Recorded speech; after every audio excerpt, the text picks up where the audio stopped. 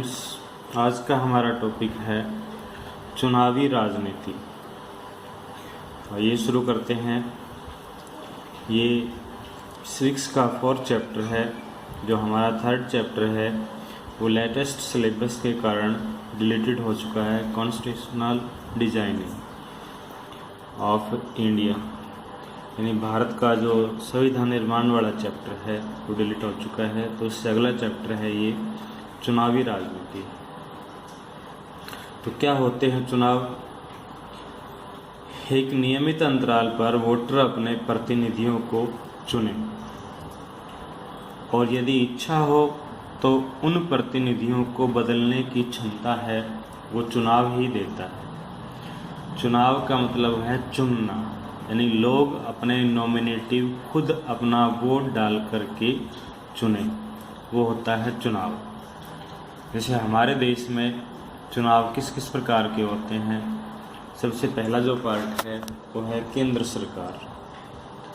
केंद्र सरकार के लिए चुनाव किस प्रकार होता है? तो केंद्र सरकार के लिए चुनाव 2 टाइप से होता है, एक लोकसभा का चुनाव और एक राज्यसभा का चुनाव। तो राज्यसभा का चुनाव है वो डायरेक्ट जो देश के वोटर हैं वो नहीं कर पाते हैं, क्योंकि हमारे चुने गए जो नॉमिनेटिव हैं वो ही राज्यसभा का चुनाव कर पाते हैं। लोकसभा का चुनाव, जैसा कि हम जानते हैं कि हमारा देश है, पूरे देश के एरिया को पर्टिकुलर लोकसभाओं में बांटा गया है। जैसे अपने यहाँ की अगर हम बात करें तो एक पर्टिकुलर एरिया है हमारा भिवानी महेंद्रगढ़ लोकसभा क्षेत्र, और सभी लोकसभा जो क्षेत्र हैं, यानी लोकसभा ही देश के प्राइम मिनिस्टर को चुनती है। स्वयं प्रधानमंत्री के लिए भी व्यवस्था है कि वह संसद के किसी भी सदन या तो लोकसभा या राज्यसभा का नॉमिनेटिव होना चाहिए, यानी किसी पर्टिकुलर जो पार्ट है लोकसभा से, इसका लोकसभा या राज्यसभा से प्रधानमंत्री को जुड़ा होना ज़रूरी है। जैसे हमारे प्राइम मिनिस्टर हैं वो भी पर्टिकुलर एक लोकसभा से को रिप्रेजेंट करते हैं।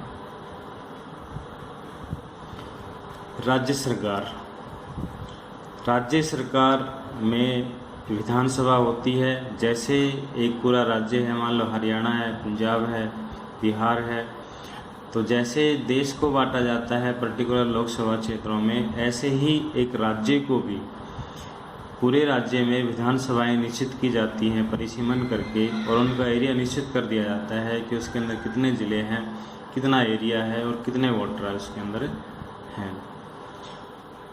विधानसभा चुनती है एक मुख्यमंत्री को। ऐसे ही नीचे जाते हैं तो स्थानीय सरकार में भी जैसे जिला परिषद होती है, पंचायत समिति होती है, ग्राम पंचायत के भी चुनाव होते हैं। ग्राम पंचायत से पंच और सरपंच आदि नॉमिनेटिव होते हैं। चुनाव को कब लोकतांत्रिक माना जाता है? बिना किसी भेदभाव के, जब देश के सभी नागरिकों को, यानी बिना किसी जाति, धर्म, रंग, वंश, लिंग के आधार, यानी बिना भेदभाव किए देश का जो प्रत्येक व्यक्ति है उसको वोट का अधिकार मिले। लेकिन ये वोट का अधिकार कब मिलता है? इसके लिए हालांकि पहले तो जो एज थी वो 21 ईयर्स थी, लेकिन उसको घटा करके अब 18 वर्ष कर दिया गया है। दूसरा होता है कि चुनाव जो बिल्कुल निष्पक्ष ढंग से होने चाहिए, यानी उनके अंदर मेन रूप से है वो धांधलेबाजी या बूथ कैप्चरिंग आदि नहीं होने चाहिए। चुनाव बिल्कुल निष्पक्ष ढंग से होने चाहिए। तीसरा है हर एक उम्मीदवार व पार्टी को चुनाव में उतरने की आज़ादी मिले। हर एक उम्मीदवार यानी कोई भी देश का नागरिक जिस पे कोई ब्लेम न हो, जिस पे कोई केस न हो, जिसको किसी मामले में सज़ा नहीं सुनाई गई हो, वो इलेक्शन लड़ सकता है। और कोई भी पार्टी, कोई भी नई पार्टी है, पुरानी पार्टी है, जो भी, वो इलेक्शन लड़ सकते हैं, जिससे कि मतदाताओं को अधिक से अधिक विकल्प चुनने का अवसर मिले।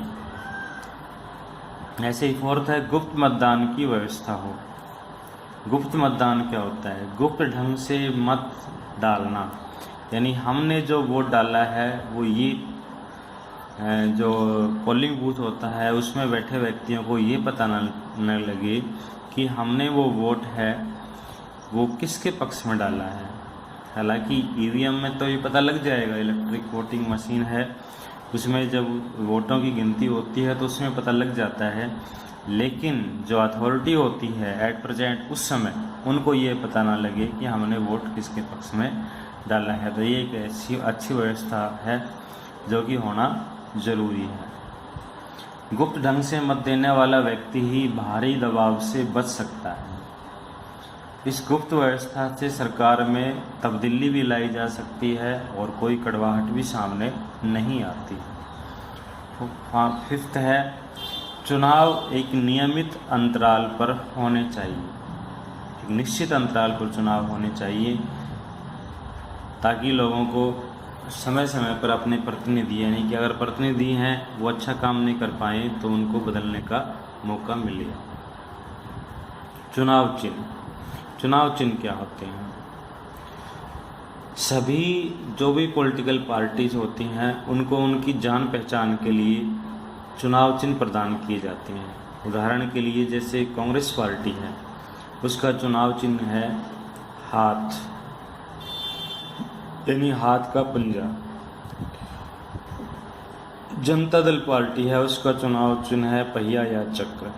भारतीय जनता पार्टी है, उसका चुनाव चिन्ह है कमल का फूल। समाजवादी पार्टी है, उसका चुनाव चिन्ह है साइकिल। बहुजन समाज पार्टी है, उसका चुनाव चिन्ह है हाथी। साम्यवादी पार्टी है, उसका चुनाव चिन्ह है दराती, हथौड़ा और तारे का। ऐसे ही मार्क्सवादी साम्यवादी पार्टी है, उसका चुनाव चिन्ह है दराती और धान की बाली। तो ये सभी चुनाव चिन्ह एक पॉलिटिकल पार्टी की पहचान के लिए दिए जाते हैं। अब प्रश्न यह उठता है कि चुनाव चिन्ह दिए जाने की क्या ज़रूरत है? तो सबसे आसान सी बात है कि चुनाव चिन्ह इसलिए दिए जाते हैं कि साधारण यानी एक शिक्षित और अशिक्षित व्यक्ति भी संबंधित राजनीतिक दल के नेता के पक्ष में वोट डाल सकता है। शिक्षित व्यक्ति तो आराम से उसको पहचान जाएंगे, नाम से भी पहचान सकते हैं, लेकिन अशिक्षित व्यक्ति चुनाव चिन्ह को देख करके वोट डाल सकते हैं। चुनाव चिन्ह से सभी पॉलिटिकल पार्टी को जल्द से जुलूस आदि संगठित करने में, गली मोहल्लों में चुनाव प्रचार करने में आसानी होती है। चुनाव चिन्ह चुनाव वाले दिन भी सहायक होते हैं, क्योंकि एक अशिक्षित व्यक्ति बिना किसी की मदद लिए, बिना किसी भारी व्यक्ति की सहायता लिए चुनाव चिन्ह की सहायता से अपना वोट डाल सकता है।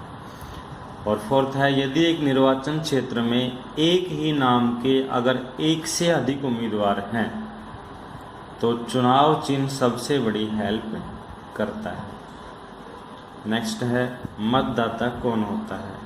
देश का प्रत्येक वह नागरिक जिसकी आयु 18 वर्ष है, 18 वर्ष है, यानी कि पहले की मैं भी बताया है कि ये आयु थी 21 वर्ष, लेकिन जो भी देश का प्रत्येक व्यक्ति नागरिक जिसकी आयु 18 वर्ष है उसको वोट देने का अधिकार होता है। वोटर लिस्ट में उसका नाम उसको दर्ज करवाना होता है और उसके बाद ही उसे वोटिंग आईडी कार्ड मिलता है, जिसके बाद वह अपने मत का प्रयोग आने वाले इलेक्शन में कर सकता है। क्यों दिया जाता है कि जो शिक्षित वर्ग है वो आने वाले समय में एक अच्छे रिप्रेजेंटेटिव का चुनाव करे।